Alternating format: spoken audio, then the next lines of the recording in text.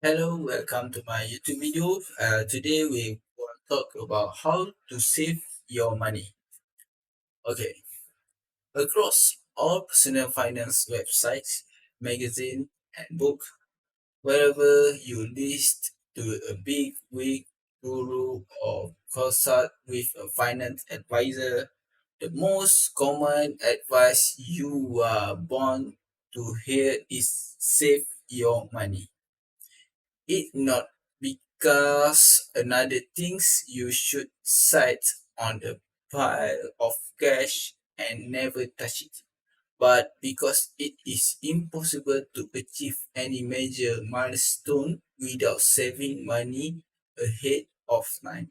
Okay, how to start saving money?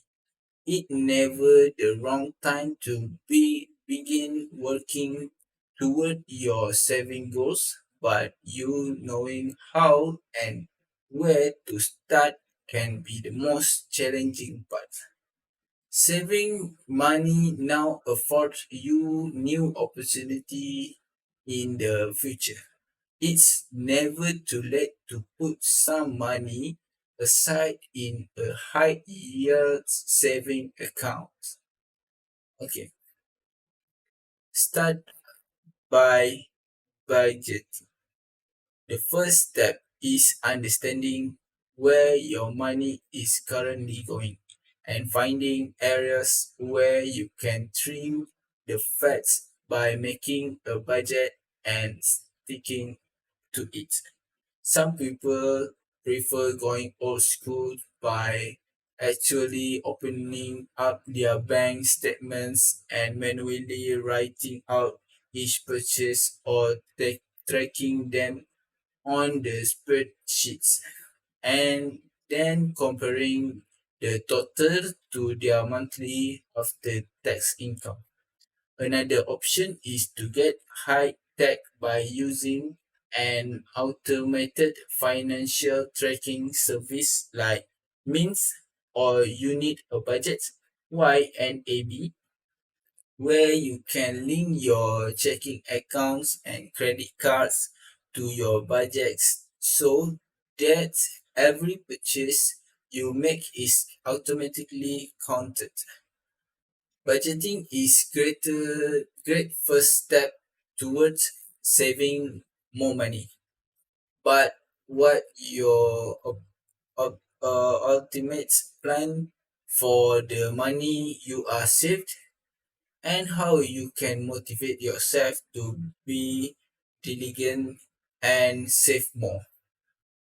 Many self find it's very important to set clean financial goal and save for specific expansions down the road, a down payment on the home, a college fund for your kids, a vacation to Hawaii, a season's worth of holiday gift for the family, and so on.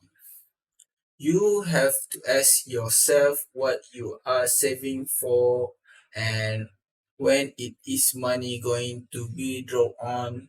Say Johnny Pixton, CFP, Senior Financial Advisor, Venture Person Advisor Service. Okay, next is Boots and Emergency Fund. If you are brand new to saving money, your first move should to be build an emergency saving fund. Identity uh, an emergency fund should cover 3 to 6 months worth of non-discretionary spending, meaning a combination of your fixed payment like rents or mortgage plus the average monthly cost for bills, groceries, transportation, and other unforeseen but investable expense.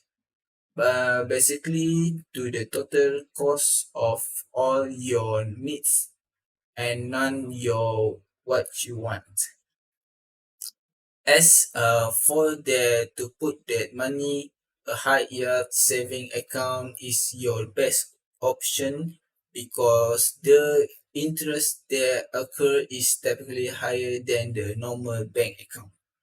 An online saving account is also easily accessible but not too easy that it will be tempting to pull from the spend on non-necessaries.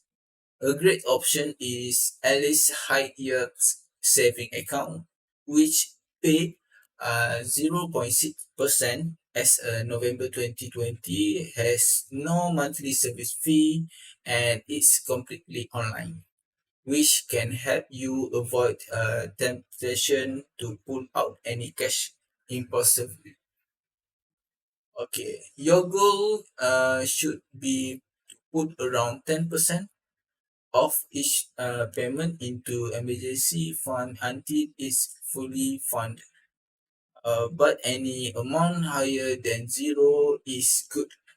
An easy way to start getting in the habit of saving is to automatically send a manageable percentage of your income to a high yield saving account and then set the target goals of increasing the saving amount every few months.